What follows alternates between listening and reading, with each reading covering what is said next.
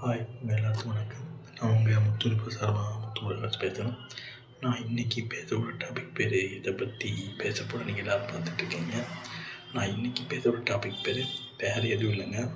நம்ம திருப்பரங்குன்றத்தில் நடந்த ஒரு மிகப்பெரிய ஒரு கலவரத்தை தமிழ்நாடு அரசு தடுத்திருக்கு.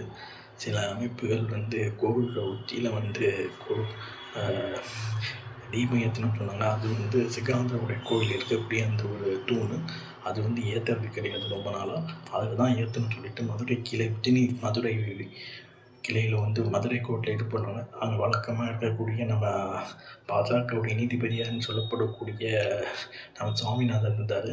அவங்க அங்கே தான் ஏற்றணும், சிஆர்எஃப் போலீஸை அரேஞ்ச் பண்ணணும்னு சொல்லிக்கிட்டு ஒரு இது விட்டார்.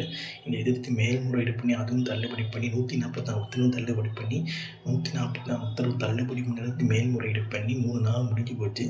ஆனால் நாங்கள் அங்கே தான் தீபம் ஏற்றுவோன்ட்டு கலவரம் பண்ணக்கூடிய லெவலில் இருந்த சில அமைப்புகள் இப்போ கொஞ்சம் கலைஞ்சு போயிருக்குது. ஸோ இந்த வழக்கு மறுபடியும் அந்த சுவாமிநாதனே மதுரையுடைய நீதிபதியாக இருக்கக்கூடிய சுவாமிநாதனே 9ஆம் தேதி விசாரிப்பேன்னு சொல்லியிருக்காங்க. ஸோ இவருக்கு தெரிஞ்சதெல்லாம் கலவரம்ன்றது அடுத்த வருஷம் எலெக்ஷன் வரப்போகுது. 2020 பார்த்திங்கன்னா முருகனை வச்சு அரசியல் பண்ணாங்க, அதுவும் படிக்கலை. இப்போ 2026 அடுத்த வருஷம் எலெக்ஷன் வரப்போகுது. அதை வச்சு இப்போ மறுபடியும் அதே முருகனை கையில் எடுத்து அரசியல் பண்ண பார்த்துருக்காங்க. திருப்பரங்குன்றம் இதில் இந்து அமைப்புகளும் பாஜக தான் பண்ணாங்க. அதிமுக கண்டனம் சொல்லிட்டு விட்டாங்க. நயினார் நாகேந்திரன் கைது பண்ணி அதுக்கப்புறம் ரிலீஸ் பண்ணிட்டாங்க. ஸோ பாஜக நிலைப்பாடு அதிமுக நிலைப்பாடு என்னவாக இருக்குதுன்னு நமக்கு தெரியாது. ரெண்டும் ஒரே இந்த மாதிரி தான் இருக்குது. இந்த ஊர் மக்களே இதை பற்றி கண்டுக்கலை.